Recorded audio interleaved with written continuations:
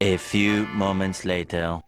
Assalamualaikum warahmatullahi wabarakatuh. Perkenalkan kami dari kelompok 2 dari mata kuliah Administrasi Keuangan Pusat dan Daerah. Kami beranggotakan 4 orang yaitu Muhammad Tobi, Septiana, Shelly, Aulia Antika, dan Ismi Nurhaya.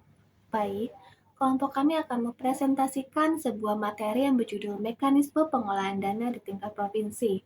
Dengan dilatar belakangi oleh suatu pengelolaan dana provinsi merupakan fondasi utama dalam menjalankan fungsi pemerintahan daerah. Seluruh program pembangunan mulai dari infrastruktur hingga pelayanan publik seperti pendidikan serta kesehatannya sangat bergantung pada bagaimana nih pengolahan dana tersebut dikelola. Oleh karena itu, pengelolaan keuangan daerah harus dilakukan berdasarkan prinsip efektivitas, efisiensi, transparansi, dan akuntabilitas.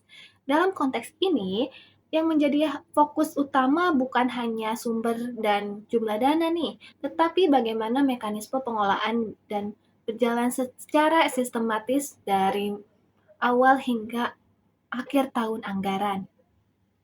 Baik, maka materi ini kita mengambil rumusan masalah. Yang pertama adalah satu, bagaimana mekanisme atau sistem kerja dari pengelolaan keuangan dana di tingkat provinsi. Dua, siapa saja aktor atau lembaga yang terkait di dalam proses tersebut. Dan ketiga, bagaimana alur tahapan pengelolaan dana dan perencanaan hingga pengawasan. Oke, maka tujuan dari materi ini adalah memberikan gambaran yang utuh dan sistematis mengenai mekanisme pengelolaan dana di tingkat provinsi, sehingga dapat dipahami dan bagaimana proses perencanaan, pelaksanaan, hingga pertanggungjawaban dilakukan secara terstruktur dan transparan. Selanjutnya, mengenai dasar hukum apa aja sih yang terdapat dalam mekanisme keuangan di tingkat provinsi? Yang pertama, itu ada Undang-Undang Nomor 17 Tahun 2003 tentang Keuangan Negara. Undang-undang ini berisikan mengenai keuangan negara, mengatur secara keseluruhan hak dan kewajiban negara yang dapat bernilai uang, mencakup APBD, APBN, kekayaan negara yang dipisahkan, serta pengelolaan, pengawasan, dan pertanggungjawaban fiskal. Nah, yang kedua ialah Undang-Undang Nomor 23 Tahun 2014 tentang Pemerintahan Daerah, yang dimana mengatur penyelenggaraan pemerintahan daerah di Indonesia berdasarkan asas otonomi dan tugas pembantuannya. Undang-undang ini mengatur pembagian urusan pemerintah antara pemerintah pusat dan pemerintah daerah, kelembagaan daerah, serta prinsip ekonomi seluas-luasnya. Nah, yang ketiga ialah PP nomor 12 tahun 2019 tentang pengelolaan keuangan daerah, di mana berisikan poin-poin tentang lingkup keuangan daerah, siklus pengelolaan keuangan, sinkronisasi pusat dan daerah, struktur APBD, dan informasi keuangan daerah. Maka dengan itu, dasar hukum ini menjadi landasan dalam memastikan bahwa setiap tahapan mekanisme berjalan sesuai dengan aturan. Lalu, apa sih pengertian dan dari mana sumber dananya? Keuangan daerah adalah seluruh hak dan kewajiban daerah yang dapat dinilai dengan uang dalam rangka penyelenggaraan pemerintahan. Lalu, sumber dananya meliputi pendapatan hasil daerah atau PAD, seperti pajak, restribusi, dan hasil BUMD. Yang kedua ialah dana transfer, di mana seperti DAU, DAK, dan dana lain dari pemerintah pusat. Yang ketiga ialah pendapatan yang sah seperti hibah dan bantuan darurat. Maka dari itu, bagian ini menjadi input awal dalam mekanisme pengelolaan dana. Kemudian, siapa aja sih aktor yang terlibat dalam mekanisme pengelolaan keuangan daerah di tingkat provinsi? Yang pertama itu ada gubernur atau pemegang kekuasaan pengelolaan keuangan. Jadi gubernur ini pemegang kekuasaan paling tertinggi di tingkat daerah karena menentukan arah kebijakan keuangan daerah, menyusun dan mengajukan APBD, dan bertanggung jawab atas penggunaan anggaran secara keseluruhan. Yang kedua ialah DPRD atau Dewan Perwakilan Rakyat Daerah, yang dimana menyetujui anggaran dan melakukan pengawasan. Selain itu, tugas DPRD juga membahas dan menyetujui APBD yang diajukan gubernur, mengawasi penggunaan anggaran agar tidak disalahgunakan, dan yang ketiga mewakili kepentingan masyarakat. Nah, yang ketiga ialah BKAD atau BUD, yaitu Badan Pengelolaan Keuangan dan Aset Daerah, di mana tugasnya mengelola kas daerah dan administrasi keuangan. Nah, selain itu, tugas BPKAD juga ialah mengatur keluar masuknya uang kas daerah. Nah, yang terakhir ialah OPD atau SKPD, yaitu pelaksana program dan pengguna anggaran. Jadi, OPD ini menjalankan kegiatan program pemerintahan, misalnya pendidikan, kesehatan, dan lain-lain. Menjalankan kegiatan atau program pemerintah, menggunakan anggaran sesuai yang ditetapkan, dan bertanggung jawab atas pelaksanaan kegiatan. Dapat disimpulkan dari keempat aktor ini ialah gubernur sebagai pengambil keputusan utama, DPRD sebagai pengontrol dan penyimbang, BPKAD sebagai bendara utama daerah, dan OPD sebagai pelaksana di lapangan. Maka dari itu, setiap aktor memiliki peran spesifik dalam menjalankan mekanisme secara terkoordinasi. Selanjutnya, tahapan mekanisme pengelolaan dana di tingkat provinsi. Yang pertama, perencanaan. Tahap perencanaan merupakan langkah awal dalam pengelolaan dana daerah.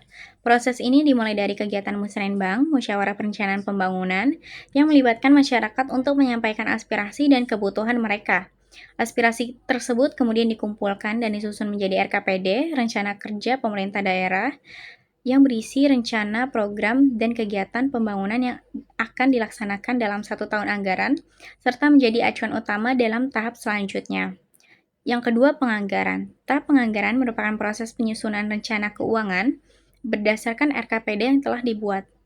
Dalam tahap ini, pemerintah daerah menyusun KUA, kebijakan umum anggaran, dan PPAS, prioritas dan plafon anggaran sementara.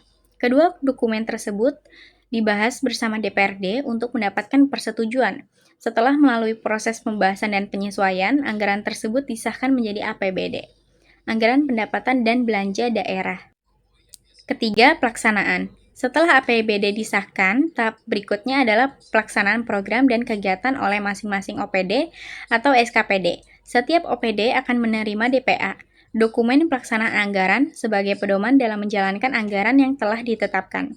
Pada tahap ini, kegiatan pembangunan mulai direalisasikan, seperti pembangunan infrastruktur, serta program-program lain yang sesuai dengan perencanaan. Yang keempat, pelaporan. Seluruh kegiatan yang telah dilaksanakan wajib dilapor sebagai bentuk pertanggungjawaban penggunaan anggaran. Laporan dilakukan secara berkala, baik dalam bentuk laporan semester maupun laporan tahunan. Laporan yang disusun biasanya berupa laporan realisasi anggaran, LRA, yang menunjukkan perbandingan antara anggaran yang direncanakan dengan yang telah digunakan. Melalui pelaporan ini, pemerintah dapat mengetahui tingkat pencapaian program serta menjadi bahan evaluasi ke depannya. Kelima, pengawasan. Tahap pengawasan dilakukan untuk memastikan bahwa seluruh proses pengelolaan dana berjalan sesuai dengan ketentuan dan tidak terjadi penyimpangan. Pengawasan dilakukan oleh Inspektorat sebagai pengawas internal pemerintah daerah dan BPK, Badan Pemeriksa Keuangan, sebagai pengawas eksternal. Hasil pengawasan ini akan menunjukkan apakah pengelolaan keuangan sudah transparan dan sesuai dengan peraturan perundang-undangan. Selanjutnya, alur mekanisme siklus pengelolaan dana. Pengelolaan dana di tingkat provinsi berjalan dalam suatu siklus yang berulang setiap tahun anggaran. Setiap tahap saling berkaitan dan tidak dapat dipisahkan satu sama lain. Urutan alurnya ada perencanaan, penganggaran, pelaksanaan, pelaporan, pengawasan, evaluasi, lalu kembali lagi ke perencanaan. Pada tahap evaluasi, hasil dari pengawasan dan pelaporan akan dianalisis untuk melihat kekurangan maupun keberhasilan program. Hasil evaluasi ini kemudian dijadikan dasar dalam menyusun perencanaan pada tahun berikutnya. Sebagai contoh, pembangunan jalan provinsi dimulai dari usulan masyarakat dalam musrenbang, kemudian dimasukkan ke dalam RKPD. Setelah itu, program tersebut dianggarkan dalam APBD dan dilaksanakan oleh dinas terkait seperti Dinas Pekerjaan Umum, yang hasil pelaksanaannya dilaporkan dan diaudit oleh BPK. Lalu, hasil evaluasi digunakan untuk memperbaiki perencanaan di tahun selanjutnya. Dengan adanya siklus ini, pengelolaan dana menjadi proses yang terus diperbaiki dari waktu ke waktu agar semakin efektif dan tepat sasaran. Dalam mekanisme pengelolaan dana di tingkat provinsi, tentu saja tidak dapat lepas dari permasalahan yang dihadapi. Adapun permasalahannya adalah yang pertama korupsi.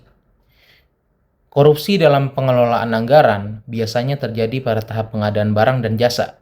Praktik ini bisa berupa markup anggaran, pengaturan tender, atau penyalahgunaan dana. Dampaknya bukan cuma kerugian negara, tetapi juga menurunnya kepercayaan masyarakat terhadap pemerintah. Selain itu, kualitas pembangunan jadi tidak optimal karena anggaran tidak digunakan sebagaimana mestinya. Permasalahan selanjutnya yaitu keterlambatan pencairan anggaran. Proses birokrasi yang panjang dan berlapis seringkali menyebabkan keterlambatan dalam pencairan anggaran. Hal ini menghambat pelaksanaan program dan kegiatan di lapangan. Akibatnya, target pembangunan bisa tertunda, bahkan berpotensi tidak tercapai dalam 1 tahun anggaran. Nah, permasalahan yang terakhir yaitu ketidakpastian sasaran. Seringkali anggaran yang sudah dialokasikan tidak tepat sasaran. Artinya, tidak benar-benar menyentuh kebutuhan prioritas masyarakat. Ini bisa terjadi karena perencanaan yang kurang matang, data yang tidak akurat, atau minimnya partisipasi publik. Dampaknya, program yang dijalankan jadi kurang efektif dan tidak memberikan manfaat maksimal. Untuk mengatasi berbagai permasalahan yang dihadapi dalam mekanisme pengelolaan dana di tingkat provinsi, diperlukan beberapa solusi yang matang dan tepat. Di antaranya yang pertama ada digitalisasi atau e-government. Pemanfaatan sistem digital seperti SIPD atau Sistem Informasi Pemerintahan Daerah menjadi langkah penting untuk meningkatkan transparansi dan akuntabilitas. Dengan sistem ini, proses perencanaan, peranggaran, hingga pelaporan bisa terintegrasi dan lebih mudah diawasi, sehingga potensi penyimpangan dapat diminimalisir. Solusi selanjutnya, yang kedua adalah peningkatan kualitas SDM. Pengelolaan keuangan daerah membutuhkan sumber daya manusia yang kompeten. Oleh karena itu, perlu adanya pelatihan dan sertifikasi bagi pengelola keuangan agar mereka memahami regulasi, sistem, dan prinsip pengelolaan yang baik. Sumber daya manusia yang berkualitas akan berpengaruh langsung terhadap efektivitas pengelolaan anggaran. Dan solusi yang terakhir adalah transparansi publik. Membuka akses informasi APBD kepada masyarakat merupakan bentuk akuntabilitas pemerintah. Dengan transparansi, masyarakat juga bisa ikut mengawasi penggunaan anggaran. Ini juga mendorong pemerintah untuk lebih hati-hati dan bertanggung jawab dalam setiap kebijakan yang diambil. Berdasarkan penjelasan dari teman-teman saya dan juga saya sendiri terkait materi mekanisme pengelolaan dana di tingkat provinsi, dapat disimpulkan bahwa mekanisme pengelolaan dana di tingkat provinsi merupakan proses yang terstruktur dan berkelanjutan, dimulai dari perencanaan hingga pengawasan. Setiap tahapan saling berkaitan dan melibatkan berbagai aktor dengan peran yang jelas. Dengan demikian, keberhasilan pengelolaan dana tidak hanya ditentukan oleh besarnya anggaran, tetapi oleh bagaimana mekanisme tersebut dijalankan secara sistematis, transparan, dan akuntabel, sehingga benar-benar memberikan manfaat bagi masyarakat. Terima kasih. Wassalamualaikum warahmatullahi wabarakatuh.